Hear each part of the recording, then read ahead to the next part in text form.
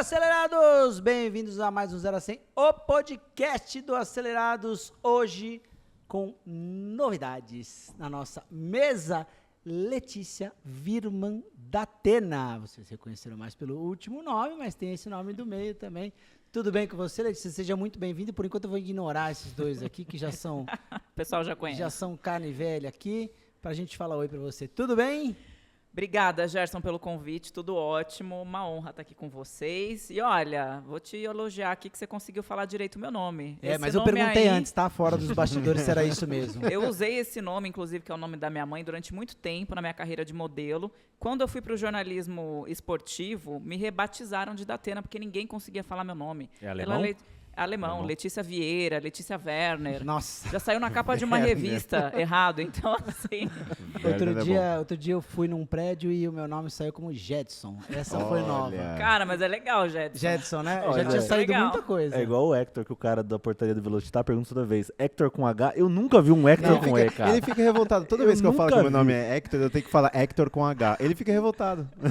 Aliás, Hector Vieira, tudo bem com você? Tudo certo. Apresentando aqui os nossos co-hosts aqui. Marcelo Mocogamora tomou muito sol ontem no Velocitar. Sim, uma das diárias mais quentes da história do Acelerados. Muito hot. E galera, olha só, a Letícia tá aqui por dois motivos. Primeiro, que ela é a nossa super repórter da Stock Car, vocês conhecem, estão vendo as apresentações dela no final de semana. Aliás, o elogio público melhorou muito a transmissão da Stock Car para quem gosta, né? Julianelli, já pedimos um aumento para ela agora ao vivo. Por favor, chefe. Pro Grum, para todo o time da Stock Car que vem fazendo um trabalho brilhante. E aqui a gente anuncia hoje oficialmente que a Letícia é a nossa nova acelerada. Foi ontem para nossa Jura? primeira Não sabia. gravação. Agora aqui, ó. Nossa. Rufem os tambores. Foi para nossa primeira gravação, batismo de fogo, ficou no sol do Velocitar das 9 até as 3h30 da E tarde. posso provar. Já tá com aquela, se vocês estão só ouvindo e não estão vendo, depois vocês vão lá no YouTube para ver a Letícia com aquele bronzeado, saia e blusa que a gente sempre sai do Velocitar. O que você achou do seu primeiro dia? Muita informação gravando. Entra o carro, sai outro carro, troca GoPro, troca capacete, ficha técnica. É um carnaval pro cérebro, né? Gerson, olha, primeiro dizer que, nossa, para mim foi sensacional o convite de vocês. Eu sempre fui fã do Acelerados, né? Não sempre desde pequenininha, porque a minha... Primeiro que não existe desde que eu era pequenininha, né? Faz bastante tempo, já tenho 37 anos. Eu estou no automobilismo há 7 anos somente, né? E sempre trabalhando com transmissões de automobilismo, né? Então, de competições. Então, eu comecei no Rally, no Chile, depois dei uma rodada por aí, vim trabalhar no Brasil depois da pandemia. No Rally no WRC, galera. No WRC, no Dakar, em também. algumas barras mundo afora, mas eu fiquei 3 anos como apresentadora do Rally do Chile.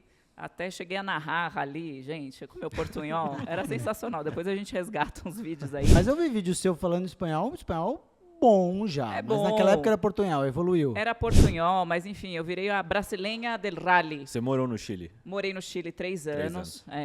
E, enfim, então, assim, chegar lá e ver vocês gravando, é isso. Eu não sou especialista em carros, eu não sou especialista em automobilismo. Eu me especializei e me apaixonei por esse meio de transmissões automobilísticas. A gente sabe que fazer uma transmissão de qualquer evento grande é complicada, né? Uma Copa do Mundo, que eu já fiz 2, Jogos Olímpicos. Agora, automobilismo, você está lidando com um ambiente que é perigoso, né? Você está lidando com muito calor, condições extremas. Então, assim, eu não fiquei impressionada, não, porque eu estou acostumada com esse meio, mas eu achei tudo muito bem feito, achei tudo muito profissional. E, nossa, tá lá no meio de vocês, eu sempre admirei o seu trabalho. O Rubinho também, que, apesar de eu conviver com ele há 3 anos na Stock Car, é uma convivência assim, que a gente conversa quando eu vou entrevistá-lo, né? Sim. Então, poder aprender com vocês é sensacional. Ó, quem tá vendo aqui, tá vendo, nossa primeira gravação não foi a diária de ontem, foi a primeira que a gente fez lá com o BYD Dolphin também. Na verdade, foi a sua semi-estreia ali, né?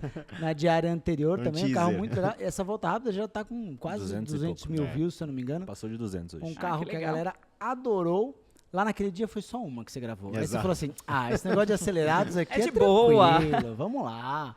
Isso aqui é Mamão com Açúcar. Ontem a gente gravou quantas pautas? 9 pautas. acho. 9 Oito, pautas. 8, 9. É isso. 9 pautas. 8 voltas rápidas e um especial seu ali. Gravamos pautas de 3 carros. Desafio dos elétricos.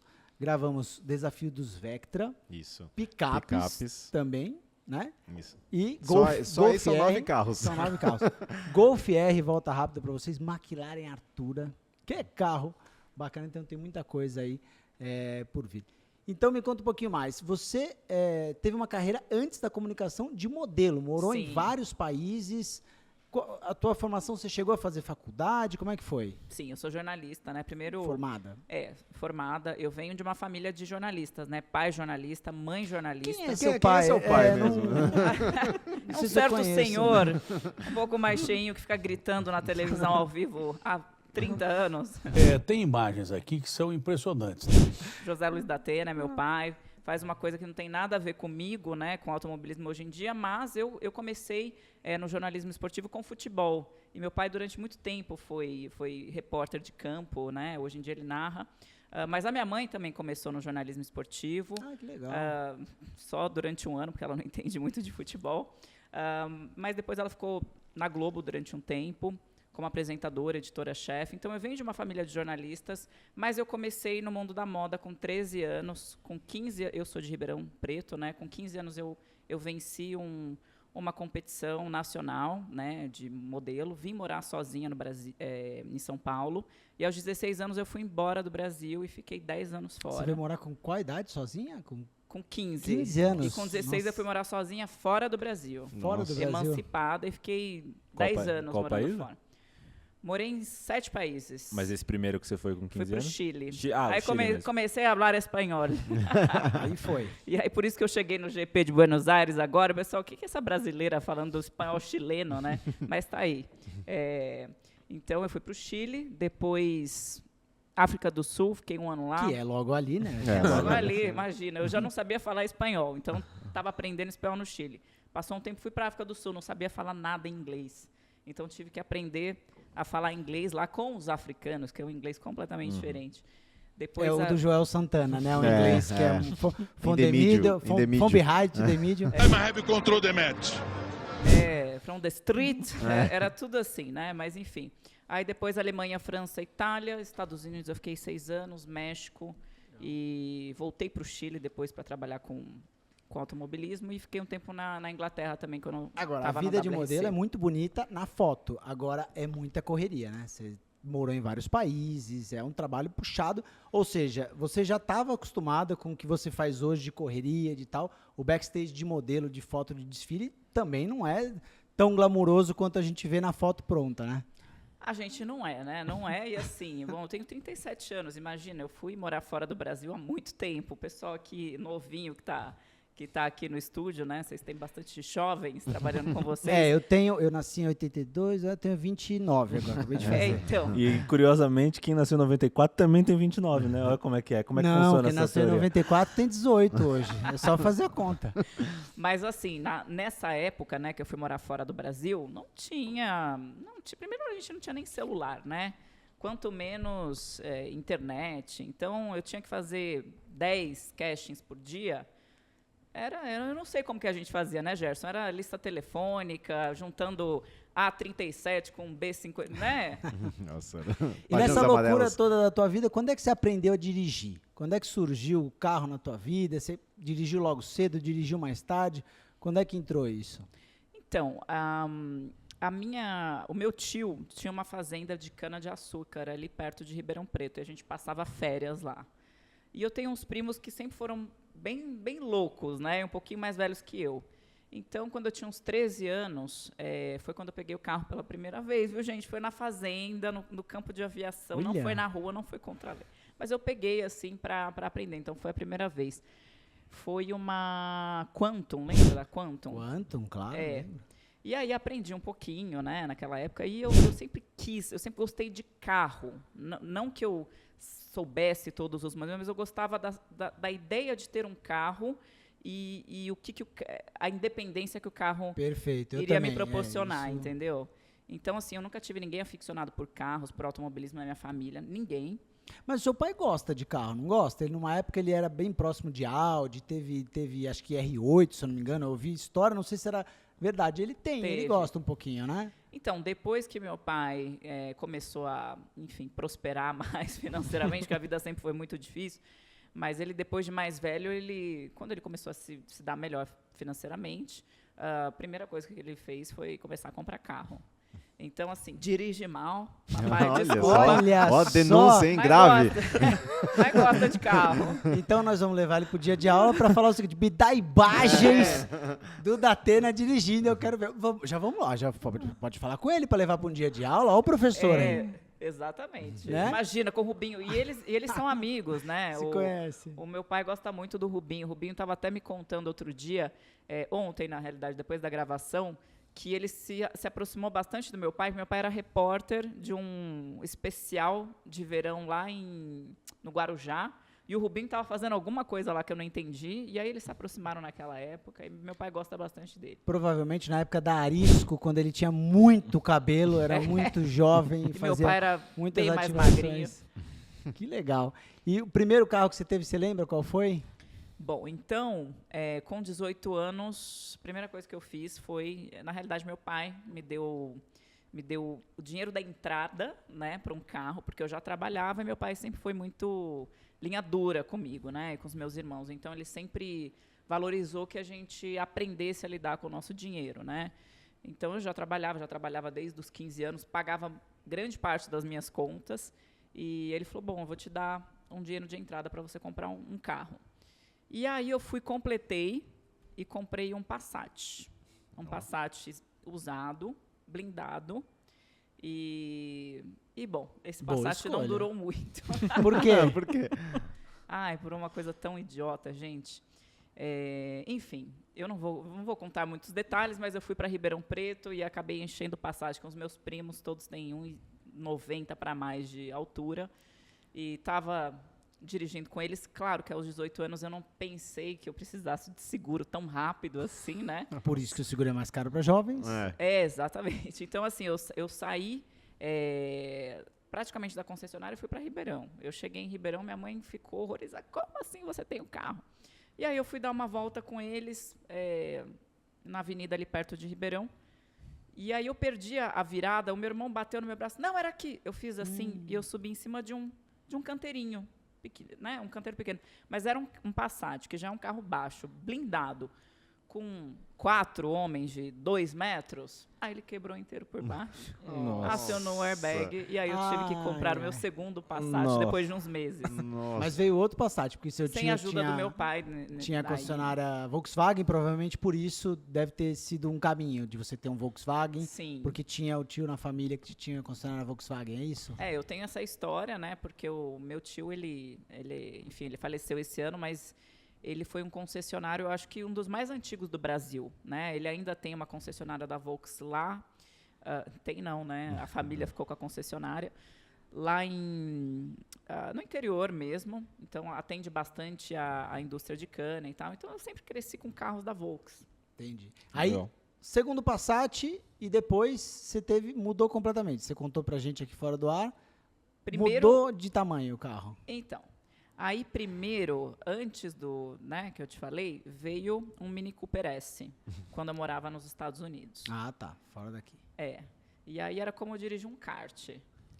Era muito legal, gostava muito desse Mini Cooper e enfim, a rua, né? Enfim, o asfalto lá em Miami, que era onde eu morava, era muito bom. Gostei muito de ter esse Mini Cooper. E lá eu já comecei a entrar mais nesse universo de carros, né? Porque eu tinha amigos ali que gostavam, que iam muito andar de kart lá em Fort Lauderdale. Como é que fala? Como é que fala? Fort Lauderdale. Como eu você fala, eu Gerson? falaria Fort Lauderdale.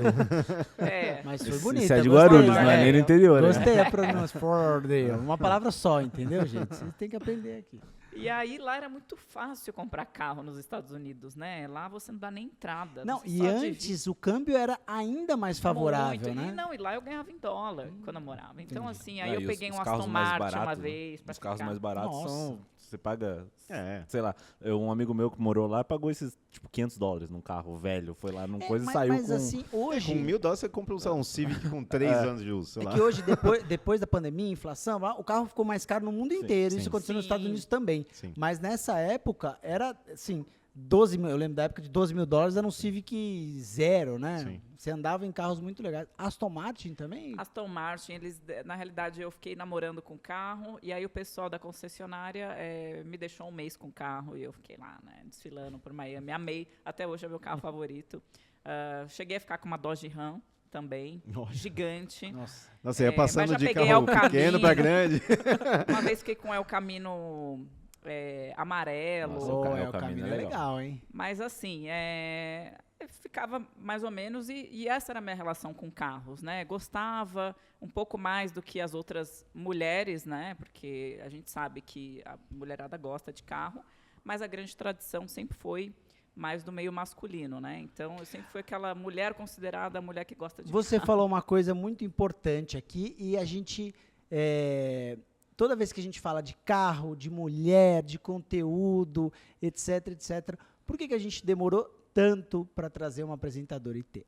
A coisa que eu tenho mais pavor é aquela estereotipação do tipo, Sim. ai, vamos fazer matéria para ela falar do espelhinho, do retrovisor, vamos ver se ela sabe estacionar, etc, etc. A Letícia está contando a história dela desde o começo, que ela não é uma jornalista automotiva como todos nós, não teve essa vivência, teve uma outra vivência muito diferente, acompanha as cidades e justamente essa é a ideia, que ela traga uma visão de que ela gosta de carro, mas não uma visão tão centrada como a gente. Como é que você vê hoje a participação das mulheres na comunicação, na Stock Car, nos conteúdos automotivos ao longo do ano? Será que quem produz conteúdo, você entendeu que está vendo a mulher de uma forma diferente, está saindo um pouco dessa coisa do tipo assim, coloca bonitinha lá Estereotipada, né? coloca bonitinha lá para falar isso, aquilo. Eu imagino que isso na sua carreira de comunicação você tenha topado com muita gente com a cabeça mais antiga, né? Olha, eu vou falar por mim, né? Como que eu entrei no automobilismo? Não é que eu decidi, eu quero ser jornalista de automobilismo. Não, eu era jornalista de futebol, fui morar no Chile, não entendia de futebol chileno, não gostava de ver os jogos lá, não curtia muito. E, bom, tem o principal rally, a principal competição de rally lá, que é o Rally Móbil, ia realizar um evento candidato para entrar no calendário do WRC, para o Chile entrar no calendário do WRC. E aí o pessoal da organização do Rally Móbil começou a perguntar no mercado, e aí eu já tinha trabalhado na Fox, eu tinha uma conexão com o pessoal da Fox do Chile, começou a perguntar no mercado se o pessoal da Fox conhecia alguém, né, que soubesse falar espanhol fluente, que soubesse falar inglês fluente, e que soubesse fazer uma tradução simultânea, que tivesse a linguagem do ao vivo. E os caras na Fox não sabiam, porque assim, o que aconteceu, o que eu observei muito no Chile, e aí eles estão um pouco atrasados em relação a gente, que tinha algumas mulheres trabalhando no esporte, mas sempre aquela pessoa que ficava ali lendo as redes sociais e tal, e sem ter muita voz ativa. Bom, depois de muito procurarem e não achar ninguém com essas características, eu fui indicada.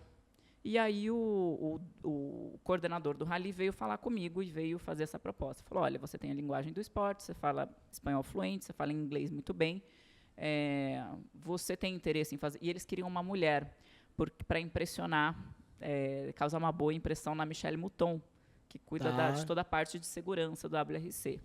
Então, assim, eles escolheram uma piloto para o carro zero, para o carro de segurança do Rally, e eu seria a jornalista que ia entrevistá-los nas transmissões. Bom, falei, não entendo nada de rally, assisti algumas vezes e tal, provas famosas, mas não entendo. E ia ser daqui 10 dias o rally. E falei, mas tudo bem, se for para entrevistar, quando a gente é jornalista, e aí você chegou a me perguntar se eu sou jornalista formada. A gente fala sobre qualquer coisa. Sim. Então, eu fiz uma imersão ali de 10 dias em WRC, em rally, não sei o quê. E cheguei lá, mais ou menos pronta para fazer o trabalho. Mas, assim, depois do prólogo, eu já fiquei maravilhada. Falei, gente, o rally é muito legal. E aí, enfim, não fiquei só fazendo as entrevistas, acabaram me mandando lá para as especiais, para fazer algumas entrevistas no final das especiais e tal. Estavam fazendo um teste comigo, deu tudo certo. O Chile entrou para o calendário do WRC, eu fiquei lá durante 3 anos e eu comecei, de fato, como a menina que lia as redes sociais. Mas aí o que eu fiz? Eu falei, cara, eu não... E quando comecei também, começaram a vir as críticas. O primeiro mês foi complicado, porque por que colocaram uma brasileira aí? Além de tudo, Então, assim, além de ser a mulher inexperiente no automobilismo, eu era estrangeira. Então, tinham 3 coisas aqui. E aí eu falo que a minha carreira de modelo me preparou muito para esse momento, porque na carreira de modelo você aprende a lidar muito com o não e com a crítica. Né? Porque 90% dos castings que você faz, você é rejeitado, né? E aí 10% você é aceito. E muitas vezes as pessoas falam na sua cara que você não é bonita, que você é isso, que o teu padrão não... Enfim. Mas dei aquela engolida, falei, não, o que eu vou ter que fazer? Eu vou ter que me preparar, né? Porque informação aqui é poder. Então, eu comecei a estudar de 7, 8, 9 horas por dia sobre rally. E sobre o WRC, e sobre o Rally do Chile. Então, eu comecei a chegar nas transmissões do Rally, e aí a gente fazia um programa muito parecido com esse também, toda quinta-feira, que eu era a menina das redes sociais, eu chegava com muita informação.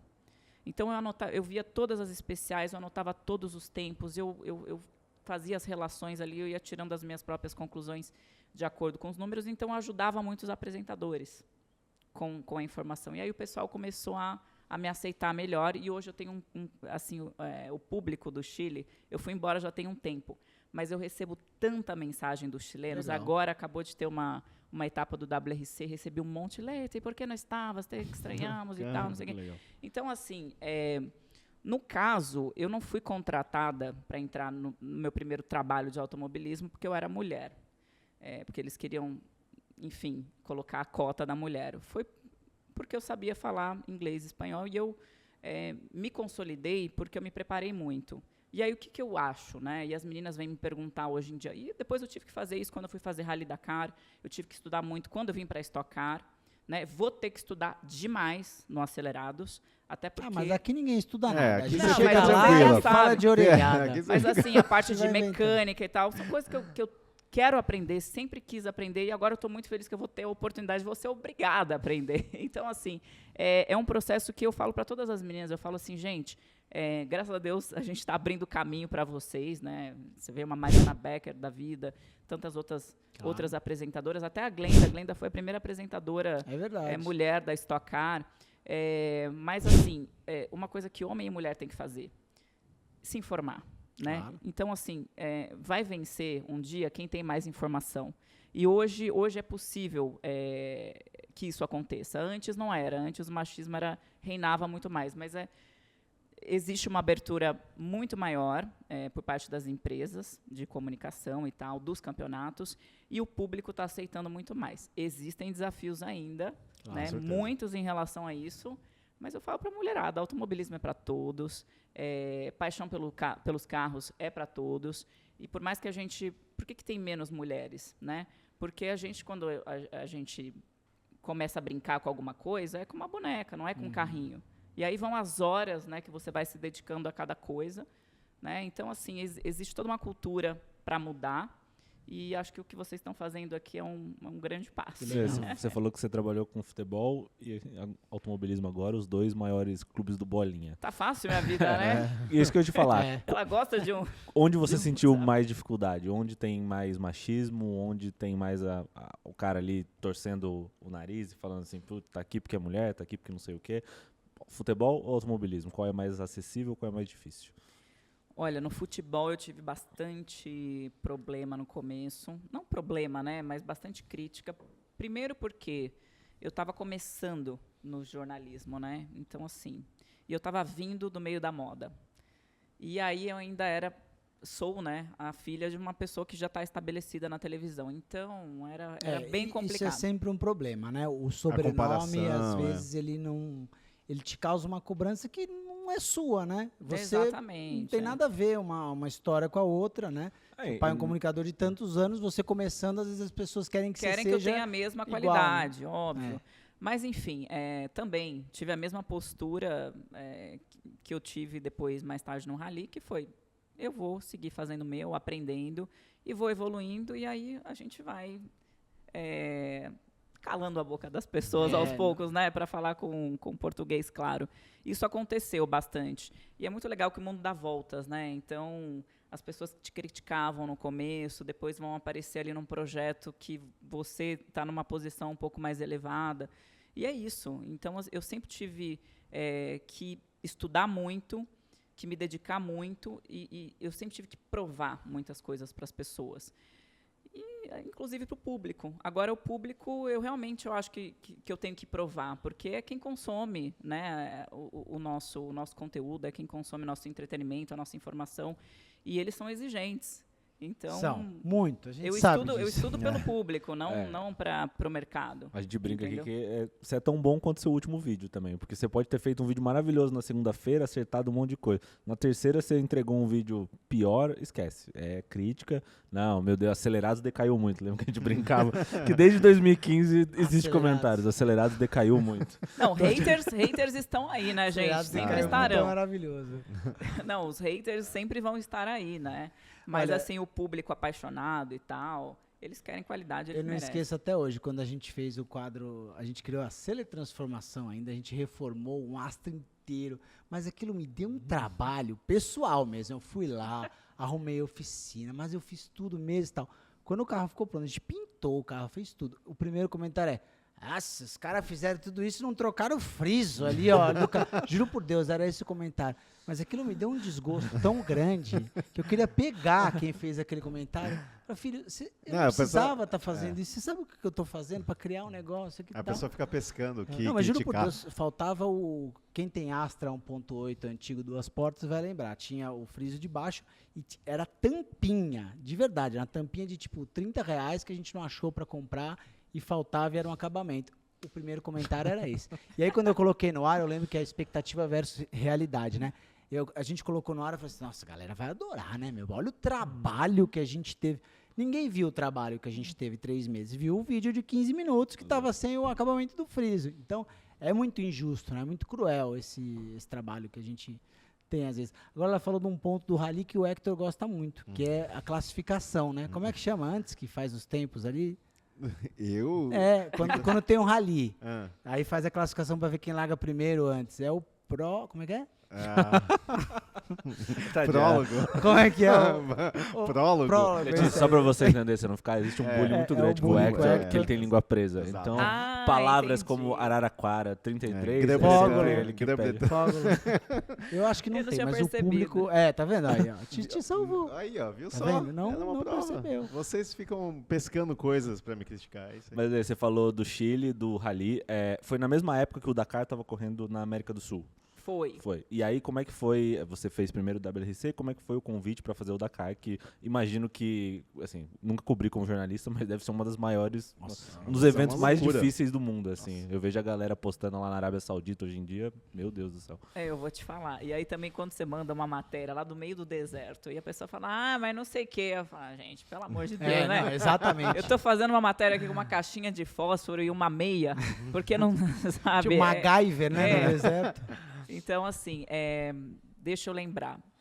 Foi tudo mais ou menos na mesma época, tá? Então, primeiro, o Chile entrou pro calendário do WRC, eu estava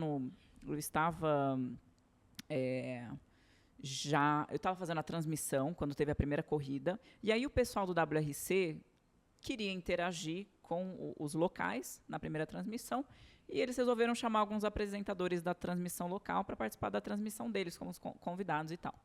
E aí me convidaram. E eu, muito estudiosa, estava estudando para aquele momento há 57 mil anos já. Já tinha lido todas as descrições das especiais, em inglês, em espanhol. E aí me chamaram para dar um panorama, né, do que ia acontecer lá. E aí eu dei minha opinião. Falei, nossa, preciso participar direitinho aqui e tal. E ele falou, nossa, ela sabe falar inglês bem, e realmente, né, o pessoal entende aqui do rally. O pessoal do Chile é muito fanático de WRC, como o pessoal da Argentina também é. Teve uma etapa agora, não teve? Na Teve América no do Chile. Sul? Foi Chile, né? Sim, o rally de Biobío, lá na região de Concepción, que foi a primeira etapa do WRC que eu fiz. E aí, mais ou menos nessa época, a Fox me contratou como correspondente internacional de automobilismo. Então, eu comecei a viajar para as etapas do WRC pela Fox, mas já conhecendo o pessoal da organização. E aí, nessa época mesmo, depois de um ano que eu estava cobrindo o Rally do Chile, me chamaram para cobrir o Rally Dakar, que foi a última edição realizada na América do Sul, inteiro no Peru, pela Fox Brasil. Então, eu fiquei lá com o pessoal da Fox Argentina, só tinha eu da Fox Brasil, para você ver a diferença de fanatismo, né? A Argentina, que é um país muito menor que o nosso, mandou uma equipe de 10 pessoas. Aliás, eu quero te perguntar disso depois. E eu era a única brasileira, então eu fiquei meio adotada, né, por eles. Eu usava o sinal deles, usava o satélite deles para fazer tudo. Foi muito legal. Você acabou de voltar de uma etapa. Quer fazer a sua Não, você ia perguntar se você fez a Arábia Saudita, você chegou a cobrir também depois, quando foi pra lá? Qual o mais difícil? Peru ou Arábia Saudita? Arábia Saudita. Porque no Peru, eu estava ainda debaixo das asas, né, do pessoal da Argentina, que fazia todos os anos o Dakar. Então, pessoal super experiente. Dormi em ônibus lá, que depois eu descobri que dormir em ônibus é um luxo, viu? Porque a coisa pode piorar. Então, eu fiquei lá e estava calor. Então, o calor, ele chega a ser um problema, mas, enfim, chega no final do dia, fica fresquinho e tal, é o clima do deserto. Agora, na Arábia Saudita, primeiro, foram mais dias. Segundo, uma cultura completamente diferente. E lá, eu era a única representante da imprensa brasileira. E eu estava meio que sozinha. Eu fiquei dormindo ali junto com a equipe Overdrive, Toyota Overdrive, porque eu fui meio que acompanhando o Lucas Moraes. Tá. E aí lá eu dormi em barraca mesmo, choveu muito. Fez muito frio. Já estou cansado. Nossa, e foram mais dias, foram 15 dias, foram 21 dias no total, mas no deserto uns 16 dias. E a gente foi parar num lugar que era o Empty Quarter. 3 dias sem internet. E eu tinha que mandar todos os dias um boletim para a Band. Então, eu gravava tudo, editava tudo, fazia todas as entrevistas e já legendava. Eu tinha que mandar um negócio. A sorte é que a gente estava com 5 horas à frente, né? Então, eu tinha que preparar toda a matéria, subir nas dunas para procurar sinal para mandar. Nossa, meu Deus. Você via só os jornalistas assim subindo nas dunas para procurar sinal para conseguir mandar. Todo o glamour do Dakar. Eu acompanhei muito pelo Vitor Eleutério, que foi fotógrafo acelerado. Um beijo, Vitor. Tá em Portugal e que são os nossos fotógrafos todos da Stock Car. O 3M que ganhou, Marcelo Torquato ganhou esse ano. Marcelo é muito bom também. A melhor foto. Na foto na Copa do Mundo, né, do Messi. Não, e também no Dakar. também. No Dakar também. É verdade, tem uma baita foto dele. Duda Barrios, a galera da Stock Car também arrasando lá. Boa. Agora, falando na Stock Car, você começou a transmissão com a Stock Car 2020, depois da pandemia, foi isso? 2021? Foi 2021, acho, né? 21? Então, 2020 eu fiz a final, o Julianelli tinha acabado de entrar na Stock Car, e aí ele me chamou para fazer a final. Acabei voltando... Fui contratado pelo WRC, fiquei um tempo lá e acabei voltando por causa da pandemia, né? Enfim, aí as etapas começaram a ser canceladas e eu fiquei um tempão sem poder viajar. Nesse meio tempo, o Felipe Magô, que também é um argentino super conhecido no meio do automobilismo, hoje está envolvido na organização da TCR, ele me chamou para cobrir o campeonato mundial, a WTCR, né? Uhum.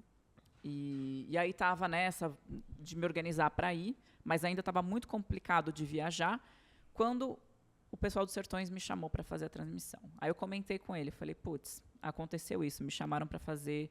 Eu nunca tinha trabalhado com automobilismo no Brasil, e ele falou assim, olha, um conselho de amigo, fica no Brasil.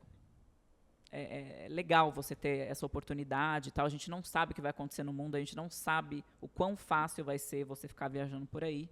Então, pega essa oportunidade. Aí fui fazer os Sertões, no meio da pandemia, não viajei, fiquei comandando o estúdio de São Paulo, e é super difícil cobrir uns sertões assim à distância, porque você faz tudo pelo satélite.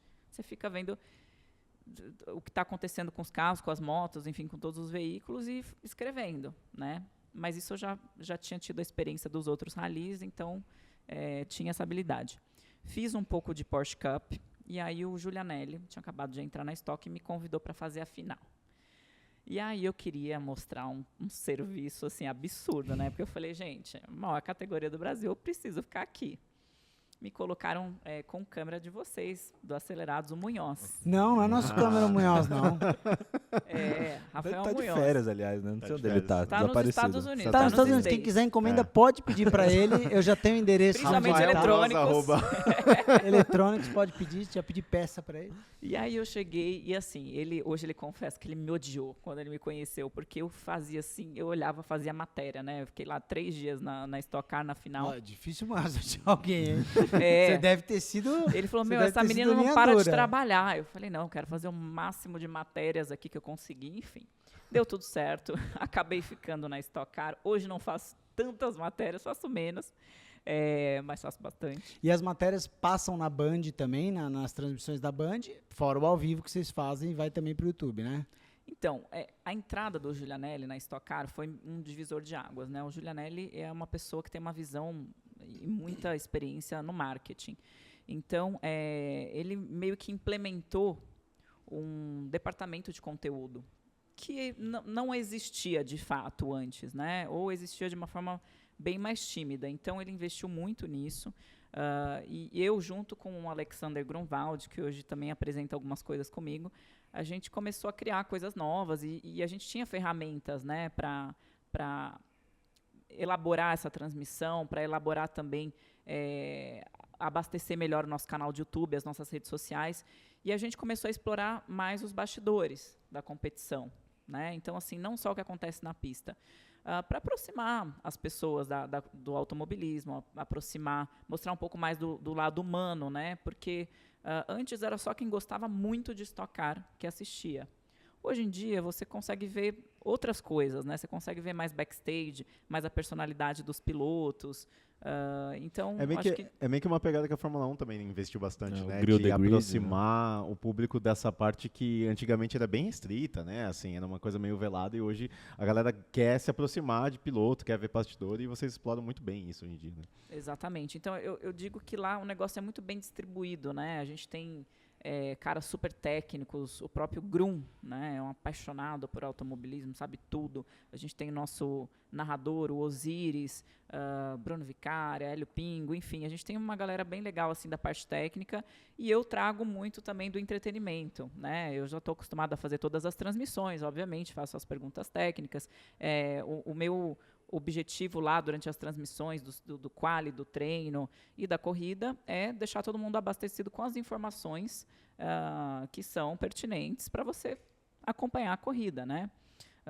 Então, as condições da pista, dos carros, trazer as histórias em primeira mão ali da zona dos boxes, quando tem um incidente, enfim, conectar o que está acontecendo ali na pista e nos boxes com a transmissão, mas também o nosso trabalho lá começa na quinta-feira, produzindo pautas mais de entretenimento, cobrindo ação de marketing e tal. Você foi para a Argentina agora, vocês acabaram de voltar da prova de Buenos Aires, o povo lá é maluco por corrida, muito mais do que aqui. A gente fala isso, mas legal o seu depoimento que acabou de voltar, né? Vocês estiveram lá no evento com TC 2000, tinha outras corridas também rolando no mesmo final de semana, e a galera sabe o nome dos pilotos, pede autógrafo, tem pôster. Tatuagem, louco, né? tem tudo, né? Tatuagem, então.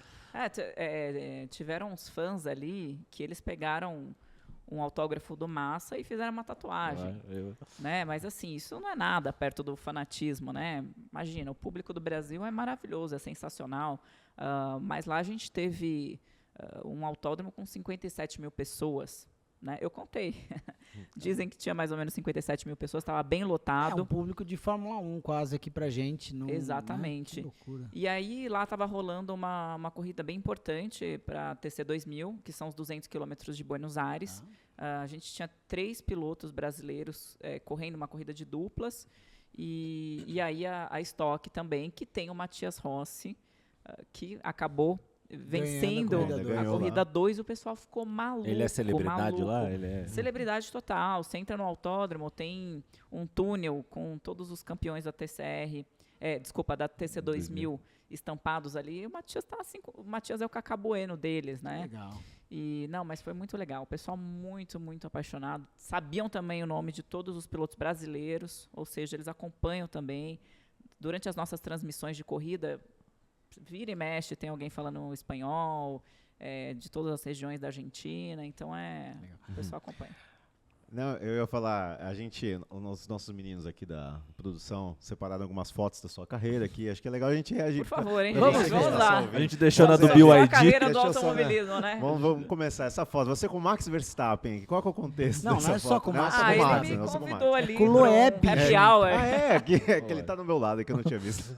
Tem o Loeb, Esses outros brancos, Kalen não sei quem é. Rovanpera, Sebastian Ogier. Ogier, tá. E esse, gente, esqueci o nome dele. Faz tempo. É um orelhudinho. Mas aí. é um piloto Esse do aqui também WRC inglês. Loeb e Ogier, os dois maiores campeões da história do WRC, né? Eu vi A gente hoje conhece- essa... Exatamente. A gente conheceu conheceu o no Loeb Extreme. lá no Extreme. Mas eu vi hoje a estatística, desde 2003, só um ano teve um campeão que não foi Ogier ou Loeb. Então Caramba. faz 20 Sim. anos que os caras estão ganhando, dividindo os títulos. E na minha época no WRC, foi quando o Ott Tanak venceu, né? Quebrou 18, acho, né? 2018. Exatamente. Ele O quebrou Verstappen aí com uma cara uma de sequência menino do- de condomínio Nossa, aí é. ainda, né? Olha. Isso foi 2018, é isso? Não. Ai, gente, eu não lembro. Ah, É, não, aí tudo nessa bem. foto ele ainda era um Zé perto dos É, outros caras, né? Aí exatamente. hoje A que ele tem a celebridade banca tá o Loeb. de tricampeão Acho que mundial. foi 2019, em Mônaco. Vamos ver outra. Olha só, corrigi. você corrigir. Aqui já é Stock Car, né? Sim, isso daí foi no sorteio, no draft de equipes da Fórmula 4. Ah, da Fórmula 4. Quando sorteou quais pilotos iam ficar em quais Exatamente. equipes, né? Porque a Fórmula 4 acho que tem 4 equipes hoje que coordenam os carros Sim. e os pilotos acabam sorteados ali. Então foi um momento ali meio histórico. Isso daí foi antes da final do ano passado, né? Com o troféu de campeão da temporada, lá em Interlagos. Interlagos. Olha, esse aqui é um antes e depois. Ah, esse aqui foi o meu. Esse aqui foi a minha primeira etapa do WRC.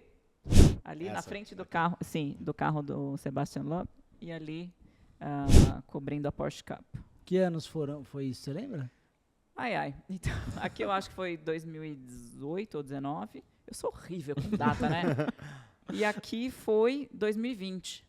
Gente, é engraçado, os meninos, né? Eu trabalho com um monte de gente viciada em automobilismo, os caras sabem. Não, essa foto aqui foi em 2017, tal dia. Sabe a hora? Então eu Sabe. falo, gente, como assim, né? E Isso aqui aqui? é o Rally Móvel, né, no Chile. Sempre, quando a gente chegava em alguma etapa, eles faziam uma puta festa na pracinha da cidade e tal. O Rally, ele tem muito essa tradição. E aqui, entrevistando o Ogier. É que a Stock também é mais de boa, né, nesse acesso aos pilotos, mas o Rally a gente se surpreendeu muito lá no Nossa, Extreme E. É muito diferente de qualquer contato que eu tinha tido com o automobilismo, assim. Você vê, a gente viu o Sainz Pai, almoçando com a gente e lavando o prato dele ali junto. Tipo, eu e o Hector na fila esperando, porque lá no Extreme E é tudo sustentável, então você tem que almoçar e lavar suas coisas e deixar num lugar. O Sainz na nossa frente, ali na fila, Mas esperando vocês pra já lavar. chegaram num ponto de estrelismo nas cidades que já não lavam mais prato? Não, a É isso? gente lava o nosso prato. exatamente. Mas a questão é que eu não imaginava um piloto do gabarito do Sainz na nossa frente lá fazendo a mesma coisa que a gente. Eu lembro entendeu? do Grum falando uma vez, até um abraço pro Grum, para todo o time da Stock Car, vocês fazem um trabalho muito legal. Quando o Villeneuve veio correr corrida de duplas em Goiânia e comeu no bandejão de Goiânia. Ele paradinho ali para pagar e comer ali no bandejão no quilão de Goiânia, ele falou assim, vivi para ver um campeão mundial de Fórmula 1 comendo no bandejão de Goiânia. Galera. Bandejão de vida Goiânia dessa. que vira e mexe serve um risoto de moela. Muito bom. Sabe, mano, muito bom ali, pô, Goiânia tá no coração. Chama- Esse ano eu não fui pra Goiânia, tô chateado. Qualquer uma viagem pra lá. Chamar o Hamilton pra participar aqui do podcast e depois levar ele no Adelson. Comer uma feijoadinha de quarto. Aqui no forró. São gente como a gente. Mas esse negócio do rally é isso mesmo. Minha primeira vez no Dakar, Eu não conhecia todo mundo, eles me confirmaram para o Dakar 15 dias antes, eu fiquei igual uma maluca estudando o rosto de todo mundo, né? Ainda mais assim, quem gosta de rally conhece certas figuras, o Peter Hansel e tal, mas quem não gosta. E aí eu falei, gente, de vez em quando eu vou encontrar alguém em alguma zona que eu possa entrevistar. Imagina, a primeira vez que eu vi o Nasser Al-Attiyah, eu não sabia o que fazer. Eu estava andando à tarde, assim, sozinha no bivac, com meu celular só, e aí eu vi o Nasser de bicicleta, eu falei, gente, aquele é o Nasser. Aí Nasser! Aí ele veio, deu a volta de bicicleta, viu que eu era brasileira. Olá, tudo bem? Já veio falar em português. Eu falei, não, preciso fazer uma entrevista com você. Só que eu tô sem meu câmera, posso fazer com o celular? Claro! Aí fiz a entrevista, foi super acessível, foi muito legal. Então, assim, o pessoal do Rally É outra mais vibe, próximo. né? Agora, Stock Car, me fala uma coisa. Stock Car é um caldeirão de emoções, né? Num final de semana. São mais de 30 pilotos. Todos, obviamente, querem vencer, como em qualquer categoria. E, depois de uma classificação, tem muita gente triste, tem muita gente pé da vida, tem poucos felizes, né? A maioria não está feliz. Depois de uma corrida também. Como é que você aprendeu a fazer a leitura dos pilotos ali? Quando é que eu vou falar? O cara tá bravo, tá falando com o engenheiro, agora tá mais de boa. É uma arte que você teve que desenvolver, né? Não, totalmente. Primeiro que é o olho no olho. Eu fico olhando fixamente. Se o cara olhar para mim e olhar para outro lugar, é porque ele não quer falar. Outra coisa, a gente sabe que desceu do carro, foi para a salinha falar com o engenheiro. Claro, momento esquece. sagrado. Exatamente.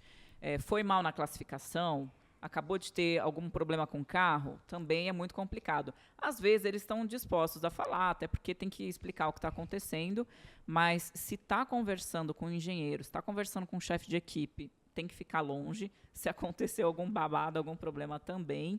E, por exemplo, né, eu falei que a gente produz muito conteúdo de entretenimento, até algumas brincadeiras. Isso daí a gente sabe que esse tipo de conteúdo, a gente fala com eles na quinta e na sexta. Perfeito. Sábado e domingo, Cabeça não é outra, adianta, não dá. E no dia de corrida, também, assim, de manhã, tem que ser muito cedinho para fazer alguma entrevista, depois eles já começam a focar. Então é isso, mas já levei umas respostas atravessadas E ali, uma pergunta- não levo para o pessoal. Pergunta simples pra você, qual é o piloto mais chato da Stock Car? Tô brincando, calma. Agora ela ficou, né? Ele sabe, Ele ele sabe. que Você, ó, você. É você sabe que é mesmo. você. Não, mas tem vários tipos, né? Por exemplo, a Stock hoje tem a molecada, o PT Koff, que deve ter 18, 19 anos. Não mais, né? Não mais.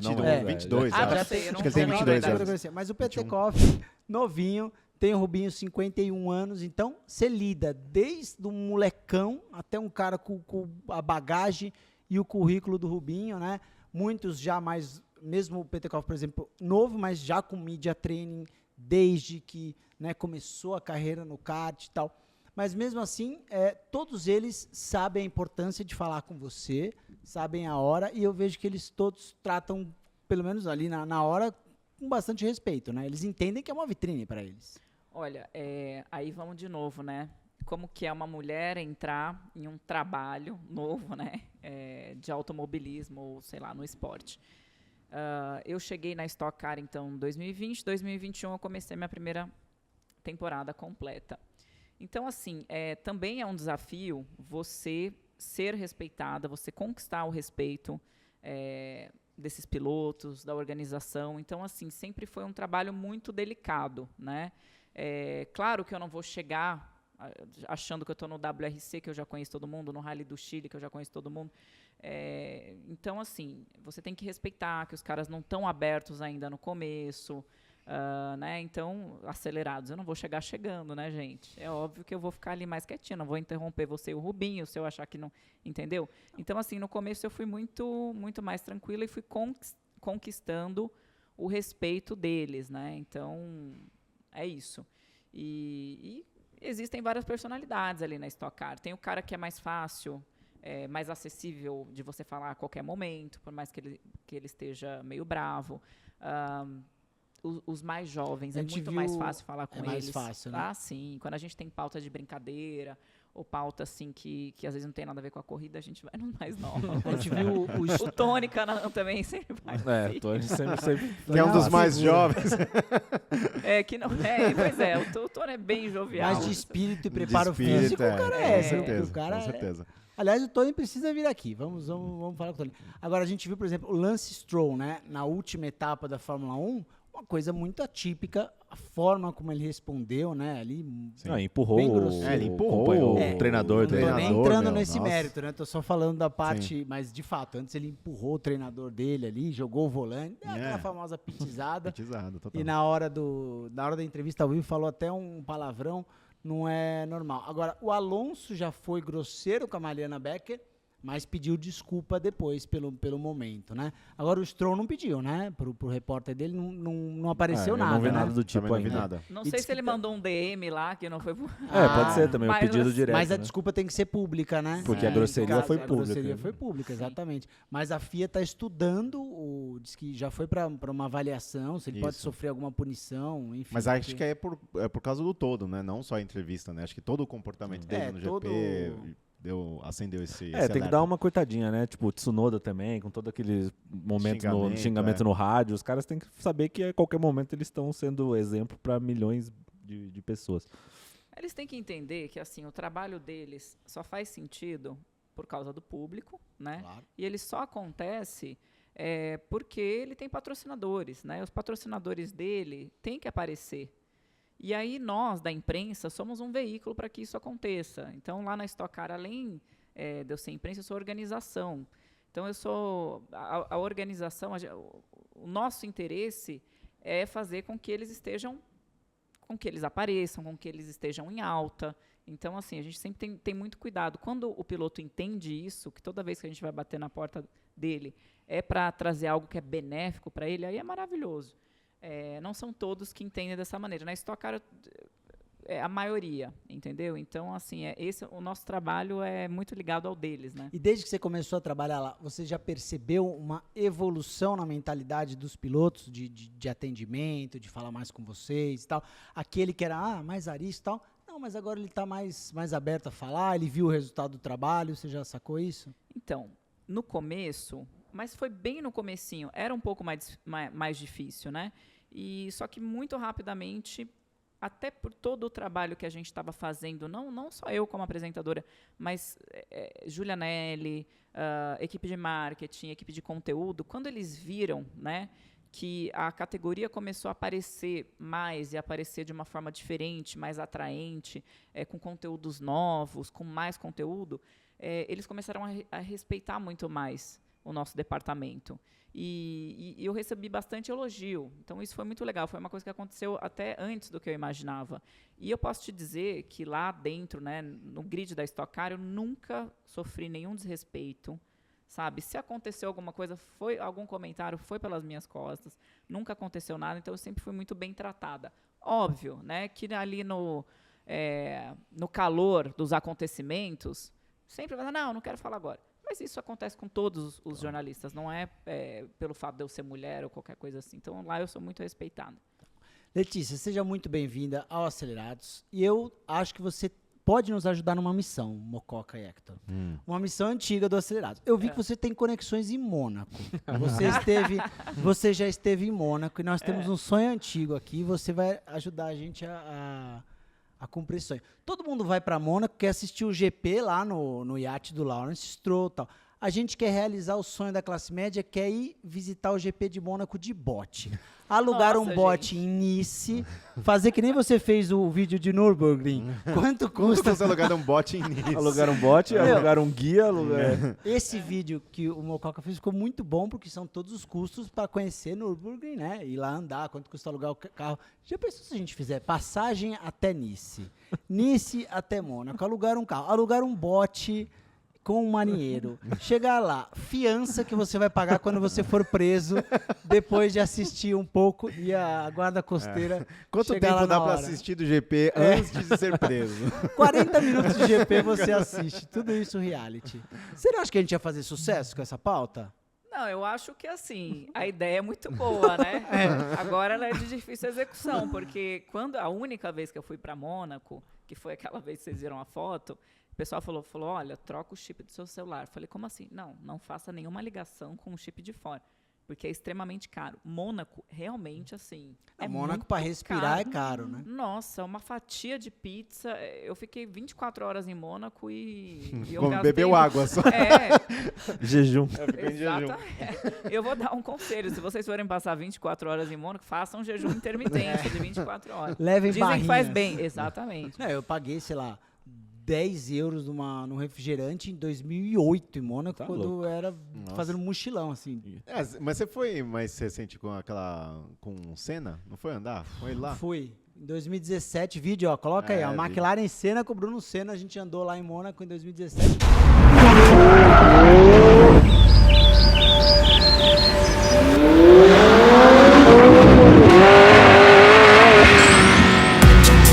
Com o Munhoz vai na Não, boa. o Só Munhoz, desfruta gente, com a nossa gente. senhora, ele viaja o mundo, né, com vocês. Só. Agora, eu vou falar uma coisa, quem mora em Mônaco é porque venceu na vida. Existe rico, existe muito rico, existe super rico e existe quem mora em Mônaco, né? Porque pra morar lá, outro padrão. pra começar precisa ter, acho que no banco, 1 milhão de euros, uma coisa assim. Imagina quem tem na certidão de nascimento, Monegasco. Monegasco. Como Sir Como Charles Leclerc. Eu falo, falta pro Leclerc uma vivência numa oficina, né? Ali, ir no Bradesco, atualizar a senha do cartão Pegar dele. um poupa-tempo na pegar Sé. umas horinhas na Sé ali, aí ele vai chegar. Fila do trem. Fila do trem. Letícia, brigadão. Muito legal ter você aqui. A gente vai fazer muito conteúdo e a gente conta com vocês também para sugerirem novidades pra gente, para, né, sempre darem um refresh aí no nosso conteúdo e a gente tá sempre junto aí na pista. Obrigado mais uma vez e queremos também José Luiz na nossa pista, quando possível, falar com ele. Vamos tentar esse papo? Vamos convidar José Luiz da Atena, que está com 6 ou 7 stents no coração já. Então, assim, acho que com o Rubinho ele andaria, porque ele confia muito no Rubinho. Mas Comigo nunca. Só se for para assistir pra gente já vai ser uma honra. Sensacional, Tá com convidadíssimo, certeza. tá bom? E agradecer, imagina, participar desse primeiro de muitos podcasts, espero. É verdade, você vai estar aqui como entrevistadora nos próximos aqui com a gente. E também deixar o público todo convidado a mandar direct. Não o que vocês estão pensando, mas direct com sugestões de pauta, dizer o que vocês gostariam de ver do ponto de vista de uma mulher e do ponto de vista de uma pessoa que está entrando nesse mundo. Então é isso, gente. Sigam aí a Letícia Mulherada, obviamente também sigam, se comuniquem, falem com a Letícia, sintam-se representadas e tragam cada vez mais a visão de vocês e o mundo aqui pra gente. Tá isso. bom? Valeu demais, obrigado. Deixa o seu like aí. Tamo junto. Se você ainda não é inscrito no Acelerados, ó, clica aí no botãozinho de se inscrever, ativa o sininho. Semana que vem tamo de volta. Valeu!